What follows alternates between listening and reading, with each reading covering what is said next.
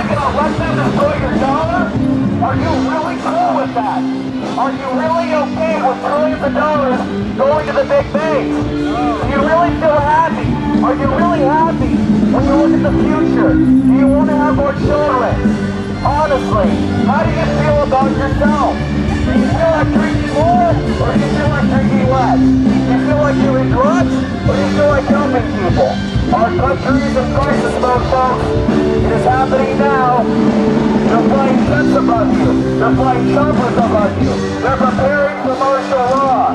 They're preparing in the very near future for you people to get very upset when you lose your job and you can't pay your mortgages and you can't put your kids through school.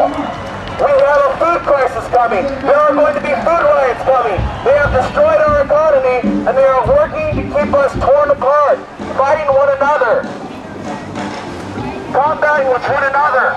Man versus woman, black versus white, young versus old, rich versus poor, East Coast versus West Coast, East Coast, West Coast, combative energy, angry energy.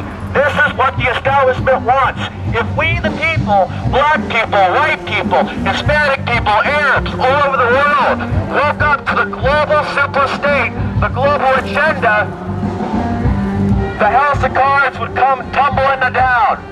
We have the power. We have the power to change our world. It is in our hands.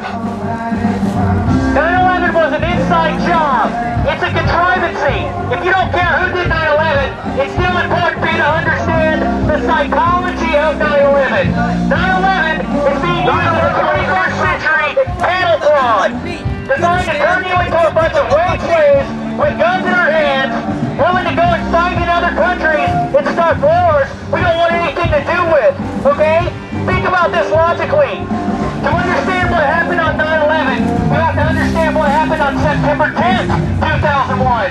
September 10th, 2001, Donald Rumsfeld gets on TV and announces that the Pentagon has misplaced $2.3 trillion.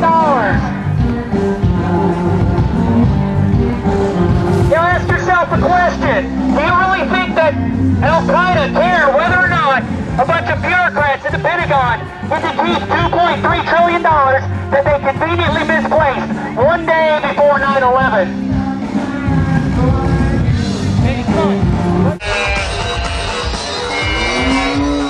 Obey Obama.